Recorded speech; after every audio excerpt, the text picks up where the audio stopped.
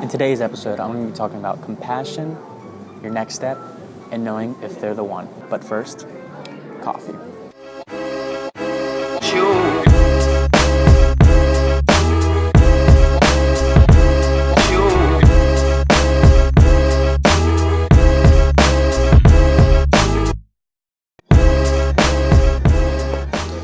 How's it going, everybody? Glad to see you guys are back for another episode of But First Copy. Today is episode number 15. Super pumped about it. It's definitely a big point of the But First Copy series. Definitely going to be bringing more every week. But today we have a lot of questions for you on a ton of stuff. Answering 3 questions today. So let's get into it. All right. So the first question is, how do I figure out my next step in life? So obviously we all have, a series of events in life that happen, and we try to figure out, when we're reaching some kind of goal, we want to figure out what's our next move, what's your next step, what's your next big thing, what is the next thing that we want to go after and accomplish. And at times we feel like we're lost and we're not sure exactly where our heart is at and where we really want to be. So I'm going to give you a couple things that you can do to help figure out what your next step is. So my first idea that comes up to mind is you want to figure out what it is you truly want. Like, what is the perfect life for you? What is the ideal life for you? What is this vision that you have? What is it that you want? What would get you to wake up every morning excited for your life? Whatever those thoughts are, you need to get them on paper. I think getting your thoughts and ideas on paper is super important to try to figure out and organizing your life. When it's in your head, it's all the ideas bounce around. You cannot confidently organize things, and you just get super stressed out because your emotions are all inside. You don't have a way to release those, especially when they have to do with your thoughts. So get those thoughts and ideas on paper. Write down everything that you want in your life. Just get it on paper, rather physical stuff that you want in life, mental, emotional, relationship-wise, financial, whatever it is. Categorize it and get it all on paper. Just sit yourself down for 5, 10, 15, 20, 30 minutes, however long it takes, and just write. Don't think about, the circumstances. Just write down and just get it all, just word vomit on the paper and get it all done. Once you figure out what you want, you're going to be able to start the process of figuring out your next step. And so after you get all those things down on paper, you got to figure out where you are now. All right. Obviously, you want to be someplace else. You want to figure out the next step.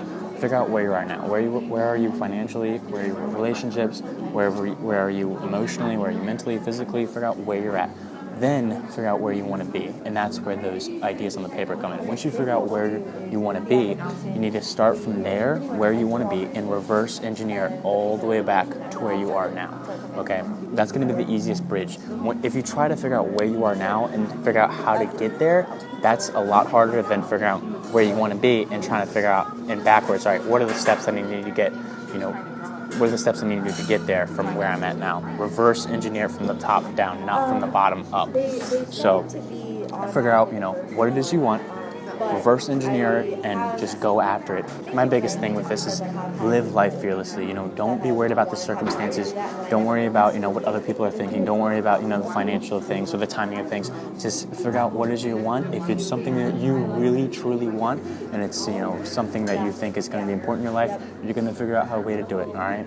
Organize those thoughts, figure out where it is exactly where you're going to be, and just, live life. You don't worry about, making a wrong decision, because the thing is that life is so short but so long at the same time that if you make a decision you don't like it, you can always just remake another decision and just go down a different path. Don't be so, caged in or confined on the ideas or thoughts of like making the wrong decision or making people upset or failing or anything like that. I think that's what limits a lot of people from figuring out what their next step is. Just do what feels natural, do what you love, and you will get to that next step very confidently. All right, so question number 2. This is a pretty deep question, and I'm very excited to answer it. So question number 2 is this. What does compassion mean to you? Is compassion slowly diminishing in the world? So to me, what compassion, for me personally, compassion means to me is investing a disproportionate amount of time and energy to someone in need. Basically, there's people out in the world who, need help with anything that they're going through, and compassion to me is truly just taking out the time in your day, to help someone in really need. It can be something as simple as just, having a conversation with someone, or donating to a certain charity, or donating your time to, a local event, or like the Boys and Girls Club, or, a shelter of some sort or soup kitchen, donating your time is super big with, getting compassion to people. I think compassion to me is also just getting out of yourself and getting out of your beliefs and your ideas and your values and just trying to be them in their shoes for 1 minute and just really try to just see eye to eye to them and just really give them, sympathy, try to connect with them, try to encourage them, stuff like that. It's not an easy thing for all of us. I know I sometimes struggle with the whole being really compassionate about it because I'm so half glass full kind of person that I want to solve issues and, come on, like, don't think down on yourself and all this other stuff. But I think just trying to be recognizable of their emotions and that whatever they're going through, and not trying to, project your life and your values onto someone else, and just really let them open up to you and just try to support them the best you can. Support. To me, that's what compassion is. In terms of the question, is compassion diminishing in the world? I think it depends on how you look at it. It depends on how you perceive it. There's tons of arguments that can say, absolutely, there is no compassion in today's world. But there are also a ton of arguments that can say there's still a lot of compassion, in today's world. I think it just, like I said, it just depends how you look at it. For me, I think it's tough for people to have compassion these days because there's so much fake stuff going on. There's fake, need for help and stuff like that. When you see things on like Facebook or YouTube or other social media platforms where it's like, oh, this person claims they need help, but really they're just, taking your money and they don't really need help. Or, you see these like scams almost of people pretending like they're veterans or pretending like they're homeless or pretending, whatever it is. I think when people give and they see that, it makes people question like, oh man, like that's not cool. Like it makes them question like, should I even give anymore? Like what? Like I don't even know if people like are really in need or anything like that. And if there's two things that people hate wasting in life, it's time and money. People hate to waste their time and people hate to waste their money. Now I don't mean like giving money to someone or giving their time to someone, but like wasting it, where like it literally goes to no higher value, And when someone finds out that they gave money to someone or gave time to someone and it wasn't really something that they needed, or they took it for granted, or they used it against them, or anything like that, I think people get really frustrated with that, especially in a time where things are a little rocky right now for I think a lot of people, whether it be economically or the changes within the future and stuff like that. So I think seeing those types of ideas on Facebook and YouTube and all that stuff, and seeing people who are asking for help who don't need it, I think that is frustrating for people when they see that. And I can see why, people are starting to not be as compassionate anymore because they're just questioning, is this real? Is it not real? And so in order to protect themselves and the other people who actually need help, they decide not to give. And unfortunately, that negatively affects everybody. It negatively affects the person who wants to give because they can't, contribute to society, which is a human need, to feel like you're contributing to something more than yourself. It affects the people who actually need help because they can't get that help because people a good part of people don't want to give anymore because they're not sure if it's legit or not, and it affects the people who are scam artists and trying to scam people because they're just not helping anybody nor themselves to grow, and that's just not a very good situation. But to counter that, there are a ton of charities, there are a ton of people who give consistently.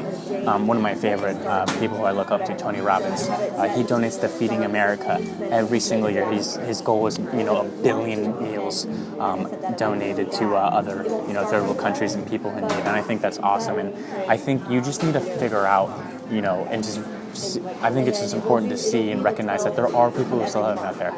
It just depends on where you're looking, you know what I'm saying, and who you're talking to and who you're around. But there are 110% people who still care out in this world, who want to give, who really want to create, new businesses and new things to actually help out the world as a whole, who want to, recycle, who want to help the environment. There are people like that.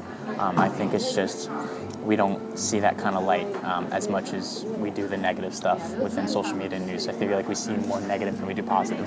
But I do think for 100% sure that there are still compassionate people out there.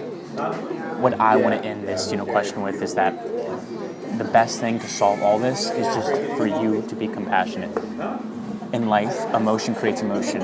If you have a room of 100 people and 99 of them are happy and just enjoying life, and able to, spread their happiness with one another, and one person comes in and they're sad, I guarantee it, that person's going to change from being sad to happy just because of the environment they're in and the people they're around. So if you're compassionate towards people, if you're willing to help, it's going to carry on. For instance, Starbucks, we're right here. There's plenty of people who are in the drive-thru and say, hey, I want to pay for that person's coffee behind me. And there's been tons of stories where it's like it goes on for the rest of the day. And stuff like that, create a domino effect. You have the power to influence other people. So use that power, use your influence, use your will, and go help out other people. And all these problems, solve itself in time. All right, so the third and final question of today's But First Coffee, question number 3. They say you know when you know. How do I know when they are the one? So this question is stemming off of relationships. People say, like, when you meet the right person, when you meet the love of your life. And basically the question is, how do you know when that is? Like, how do you actually know? And I feel like it's different for everybody. I think everybody has, different unique factors within their own personal relationships with other people and stuff like that. Personally, the approach I'm going to take is that when you find someone who matches your beliefs, your values, the things that you want in life and everything that comes basically from inside, that's a great place to start. When looking for a partner, everybody wants a lifelong partner, a long-term partner. And what that means is that someone you can share your life with. And in order to share your life with someone, you have to have a lot of things in common. You have to be, going after the same things or have the same, aspirations or visions or want to be in the same place, whatever that is. I think you have to have that kind of bond and connection. They say opposites attract, and I personally don't really agree with that 100%. I feel like in great relationships and long-lasting relationships, the things that are similar attract each other. As humans, we like people who we want to aspire to be or who are like us. And in these situations, usually we're attracted to someone who are very similar to us. I think when the opposites attract comes into play is when you fill in each other's gaps, which is my second point. I think when you find someone who fills in your gaps, in terms of like you have certain qualities in you that are, excellent or very excelled, and they have those qualities that aren't so much as up to your standards, but at the same time they have they have an opposite factor with you, where they have certain assets and qualities that are really good, and yours are maybe not so good. And when you can find someone that kind of matches those and be able to solve the puzzle piece, I think it puts a couple in a great state where the relationship can grow. And growth is super important when in a relationship. Anybody who's had a long-term relationship, if you're not growing with each other, it's never a good thing. And I think when you meet someone who matches your beliefs and values and who can help you with your flaws, or help you, who can like basically solve your puzzle piece, I think that amplifies the ability to grow. My third and final thing is that I think it's something where like when you feel it inside of you, it's unexplainable. One of the big factors that I kind of realized recently when I was studying like relationships and other people I have past relationships is when you can find someone where when you're in a state of sadness or negativity or despair or uncomfortable, someone who can, when you find someone who can completely bring you out of that state and make you feel completely safe and happy and loved, within a blink of an eye, within a moment, that's a person you want to keep around. That's a person who's more than likely going to stick around for the long term. And I think those are, basically the main things that are going to factor into when but it's different for every person. When you're going to know. When I know, I'm going to know. But like I said, it's different for every person. I think it's just all about, appreciating what you have. And just living life to its fullest, and when you know, you'll know. So that concludes this episode of But First Coffee. I'm super excited that you guys were able to join me. Like I said, episode 15, it's a huge episode. If you guys liked the video, please hit like at the bottom. And if you have not yet, please hit subscribe. Releasing videos every week on tons of different content, motivation, inspiration, advice, self-help stuff, all kinds of good stuff. I will see you guys in the next But First Coffee. You